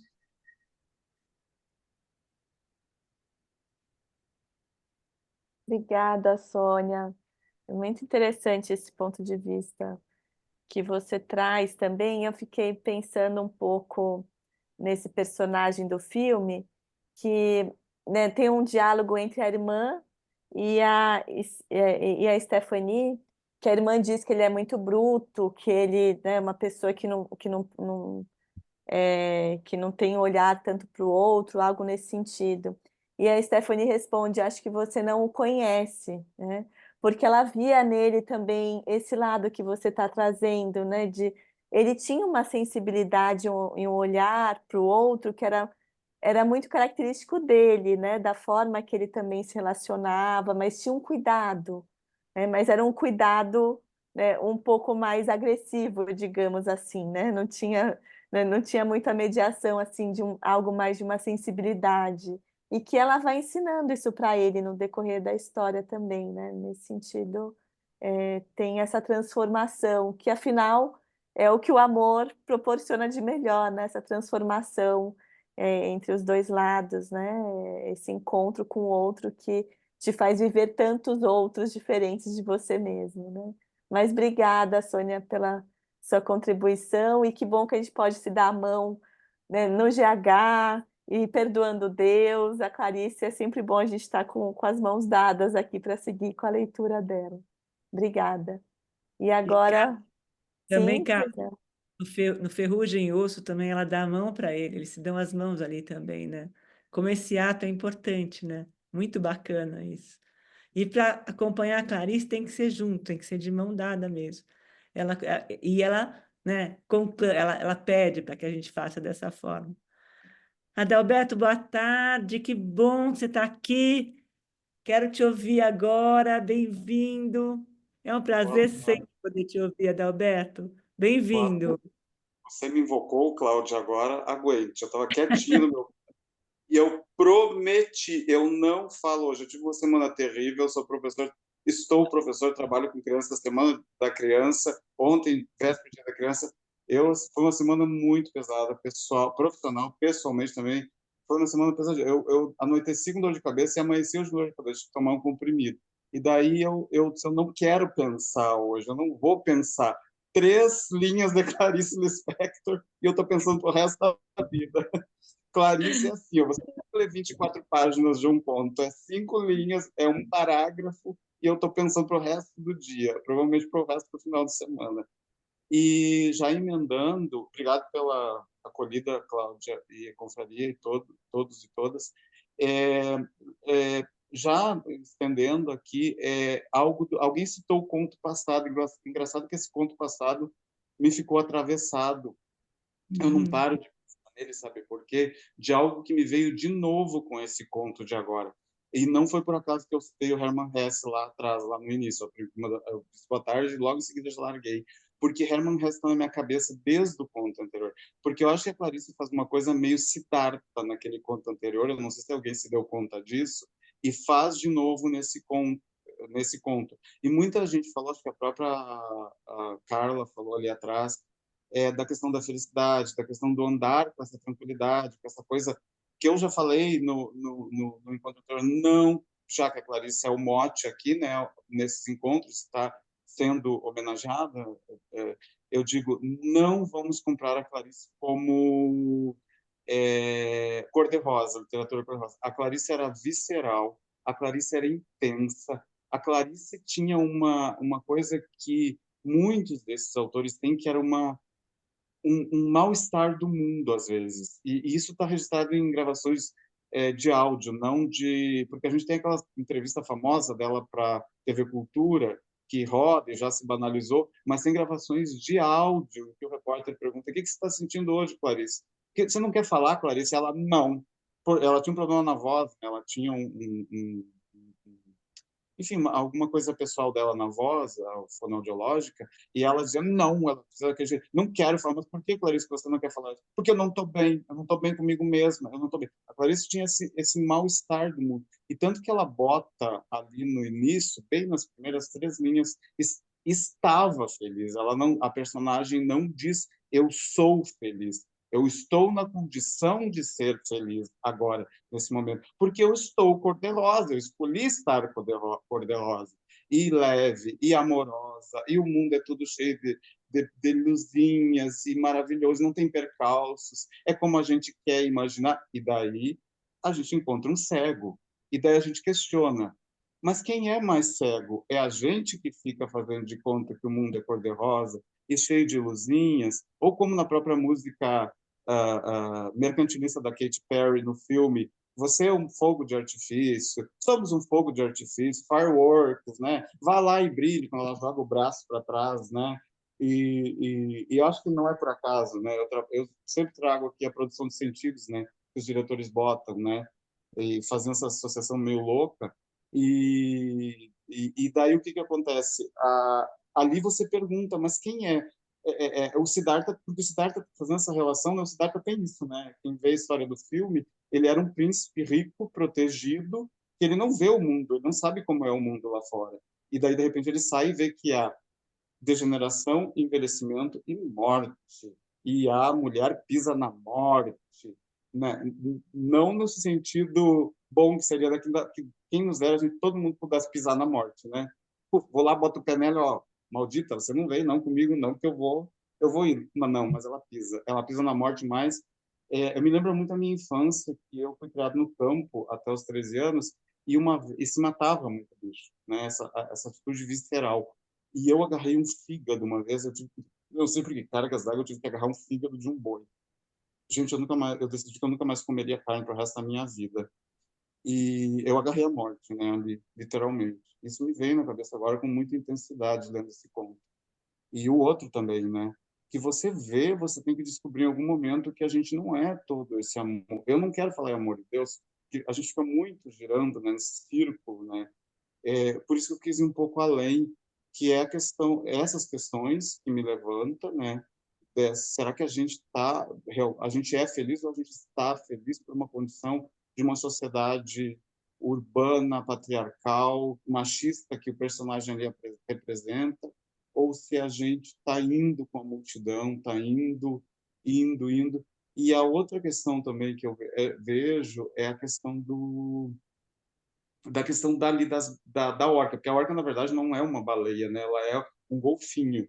Os animais, eles são classificados pelos dentes, pelo que eles podem predar. E o dente da orca é igual ao do golfinho. Então, ela não é uma baleia, tá? Isso eu descobri quando teve aquele filme, com o título ridículo aqui no Brasil, de Orca, Baleia Assassina. Primeiro que ela não é baleia, segundo que ela nem é assassina. Ela só preda animais, lulas, polvos, esse tipo de coisa. E adivinha qual é o principal predador da... Ela não tem predadores no mar, ela é um dos maiores predadores do mar. Adivinha quem é o maior predador da orca? Né? Eu dou uma garrafa de champanhe para cada um. A Cláudia riu da champanhe ali. É o ser humano. O ser humano é o maior predador da orca. E vejam bem, uma coisa que ninguém falou aqui, eu não sei se vocês prestam atenção, o que causou a perda das pernas da personagem. Foi a baleia se revolta. A orca é uma baleia extremamente vingativa, é um cetáceo extremamente vingativo. Ela se joga em cima do estrado, da casinha dos preparadores e destrói, né? Então, assim, ó, daí me vem de novo o cego. A prisão desses animais, eu nunca fui eu fui uma criança criada também, já trazendo, porque eu não sei se é porque é dia da criança, porque eu só veio da semiótica, a Clarice me causou uma convulsão mental hoje, mas eu fui uma criança criada no meio dos arroios, no meio do mato, e eu sentia os lambaris no meio das minhas pernas. Eu nunca botei os meus pés num lugar desses, tem animais aprisionados. Eu odeio o zoológico, e eu não pretendo botar, sabe? E eu, como professor de alunos pequenos de 6 anos, as crianças estão... Gente, eu acho que isso é um fato social e preciso compartilhar isso com vocês. As crianças, e eu trabalho em escola particular, 2 escolas particulares, as crianças estão ansiosas. Eu não estou falando de crianças de 10, 12, 13 anos. Estou falando de crianças de 4 anos, 5 anos, 6 anos. Elas estão ansiosas, agressivas, elas estão depressivas, elas estão desconfortáveis na nossa sociedade. Então, eu não pegaria as minhas crianças para levar para parquinho temático, para levar... Eu não sou eu que sou responsável por essa parte, tá? Por isso que eu não pegaria. Eu não tenho autonomia para isso. Mas eu pegaria para levar para os arroios, para botar no pé d'água, ver o lambari que está entrando em extinção, sabe? Para ter contato com a natureza, para ver o vento, sabe? Não para ver lugar confinado. Nós estamos precisando... Quem é o mais prisioneiro? Eu acho que esse filme me traz esse questionamento. É a orca que nós aprisionamos, que nós somos o maior predador dela, ou somos nós que estamos fingindo uma felicidade e estamos prisioneiros? A IA está aí atrás. Há um mês atrás, 7 robôs humanoides atacaram um treinador nos Estados Unidos numa fábrica. Não sei se vocês sabem disso. Ontem foram lançados robôs faxineiros humanoides nos Estados Unidos. Ontem. Tá? A gente está numa sociedade cada vez mais robótica, fria, individualista. E a Clarice me trouxe tudo isso, me trouxe muito mais. Mas eu vou só ficar por aqui com essas perguntas. Com a minha autoprovocação. Quem está mais prisioneiro hoje? Clarice me traz isso. Obrigado, desculpe se me estendi. Mais uma vez, muito obrigado. Adalberto, como é bom te ouvir, né? As crianças estão prisioneiras também, estão presas dentro de uma tela, dentro de uma história, a energia não flui, elas ficam agressivas mesmo, essa falta de definição de papéis. Difícil, né? É uma realidade muito difícil essa coisa de tropeçar nesse rato também, do que vai ser, né? De como as coisas estão acontecendo hoje em dia. É meio fóbico mesmo, meio desesperador E, que você está e trazendo mesmo. Cláudia, que bom que você tocou agora por último. Eu disse que tinha muitas coisas, só para concluir, que me fugiu, que eu acho muito importante dizer. O rato, a Clarice bota um rato ruivo, gente, rato é cinza e marrom. E eu fui pesquisar por que esse rato é ruivo, eu não encontro uma resposta para esse rato ruivo. Ela faz umas provocações assim que deixa a gente quebrando o cérebro, sabe? E outra coisa, o rato e a barata, fazendo essa associação com as baleias, eu acho importante falar isso, perdão por me estender, mas o rato e a barata são essenciais para o bioma, para o ecossistema. Gente, esses animais que aqui na sociedade ocidental a gente trata como muito nojentos, tem medo e tal, se eles se extinguirem, vai haver a proliferação de outros insetos que vão nos trazer doenças muito graves, e bactérias e vírus. Então, eu tenho até muito cuidado de dizer, não, tal lugar é um esgoto. Eu disse, não, se eu disser que tal lugar é um esgoto, eu vou estar ofendendo ratos e baratas, porque eles são essenciais para o bioma. E eu até tenho mais nojo de cobra do que de rato. Eu não tenho medo desses bichos. E uma coisa interessante, os arquétipos, que eu até falei assim, aqui na sociedade ocidental, no inconsciente popular, veja bem a diferença, popular, eles são animais nojentos. Nas sociedades orientais e gregas, dos arquétipos, até no próprio tarô, o rato é figura de resiliência, porque se o rato surge no tarô, o arquétipo do tarô, ele é um aviso de que você vai ter que se preparar para ser resiliente. E eu acho que não por um acaso essa mulher ali entra em combate, porque ela precisa ser resiliente para pensar sobre ela e sobre essa relação dela com o mundo que ela renega, né? E a dificuldade que ela pode enfrentar ao ter esse choque de realidade, né? Eu falei meio de grosso modo, assim, meio por cima, porque eu já me estendi demais, eu acho, tá? Desculpa. Imagina. É um prazer te ouvir, Adalberto. Muito bom ter você aqui com a gente. E a Clarice pira mesmo, ela deixa a gente, tira do eixo, tira um soco no estômago mesmo. É impressionante como ela faz, como ela. O ruivo, tem o bacê ruivo também, da menininha, que está sentada, ruiva, sardenta, e que o cachorro passa na frente dela. Não me lembro o nome desse conto, mas é fenomenal também, né? Essa coisa da casca também da barata, que é meio avermelhada, né? O sangue, que é o vermelho, essa coisa da visceralidade mesmo. Essa coisa de quebrar a parede e do teu mundo ruir e você enxergar de forma completamente diferente. Porque essa coisa, essa busca impossível da felicidade que se prega hoje em dia, eu particularmente acho que é o grande mal da atualidade, entendeu? Porque todo mundo quer estar cor-de-rosa, quer estar feliz, quer ser perfeito, quer ter não sei o quê, e as crianças vão nessa toada também, e essa coisa do ar livre, de andar, de poder andar, se rasgar e ter contato com o vento, eu também vou me estender. Adorei te ouvir, Adalberto. Obrigado pela presença, pelo carinho, que a gente está quase acabando aqui. O próximo encontro vai ser na Casa Frida, que é dia 20 e quanto, Carla? Faço uma confusão Dia com data. 31 de outubro. Dia 31 de outubro, que vai ser a discussão da biografia da Clarice Lispector, 31 de outubro pela Casa Frida, e o segundo encontro da Paixão segundo o GH, que nós estamos bem no comecinho, dá para acompanhar tranquilamente, vai ser no dia 2, e o próximo do conto e do filme vai ser no dia 23. Vai estar no site agora, a gente vai colocar, depois e está lá piscando em cima o encontro da Casa Frida, para quem quiser entrar por ali, mas também pode entrar pela Casa Frida. Xênia, vamos finalizar com você agora. A palavra é sua agora. Bem-vinda. Boa noite para você. Bem-vinda. Opa, boa noite. É a Boa primeira vez noite. que eu é a primeira vez que eu estou participando e estou Seja adorando. bem-vinda. As falas são incríveis, eu não tenho nem acho que nada para acrescentar. Mas eu queria ressaltar uma cena do filme que eu achei assim muito impactante, é que no momento em que ela acorda no hospital e percebe que está sem as pernas, né? E ela cai da cama e exatamente nesse momento a amiga chega e abraça, porque numa hora dessa não tenho o que dizer, né? E aí ela abraça cada vez mais forte e é o consolo que ela tem, né? Dessa amiga.